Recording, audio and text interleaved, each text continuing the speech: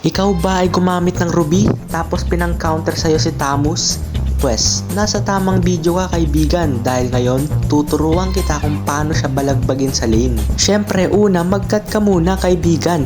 Yan ang wag na wag mong kakalimutan pag gamit mo si Ruby kaibigan dahil diyan ka unang lalamang. Tapos tulungan mo yung kakampi mong patayin yung kalaban kaibigan. Kasi pag nagstay ka lang sa lane mo, baka yung pa yung ikatalo nyo. Tapos pag lamang na kayo, palagam mo na si Tamus pre, kayang-kaya mo na yung sasabayan, hindi na uubra yan. Kala mo uubra ka boy, hindi ka na uubra boy. Oh wait, sandali, bakit dalawa na kayo pre? Tulong pre, dalawa sila pre. Aba, sabayan pala gusto nyo. Sige, mamaya ka lang sa akin, mabuhay lang talaga ako.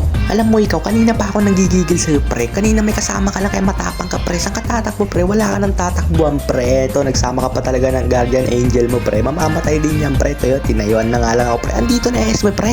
Yung Esme mo pre, papalagang kita boy. Saan ka tatakbo boy? Liga dito boy. Papatayin kita boy. Nang kanina pa akong gigigil sa'yo pre. Dalawa kayo ng Tamus. Ano, patakbo ka sa akin. O ano boy, nasan na kayo boy? Kanina pa ako nanggigigil sa inyo. Ako nasusugod sa inyo pre. O ano, tatayuan ko na kayo dito pre. Nasaan ba kayo?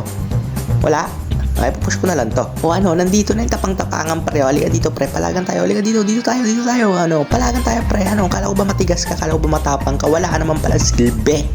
Boy, 'di ba? Ganun lamang bugbog ng Tamus pre. Kahit sino pa yan, kayang-kaya niyo yan. Basta gayaan niyo lang yung ginawa ko. Yun lang, bye.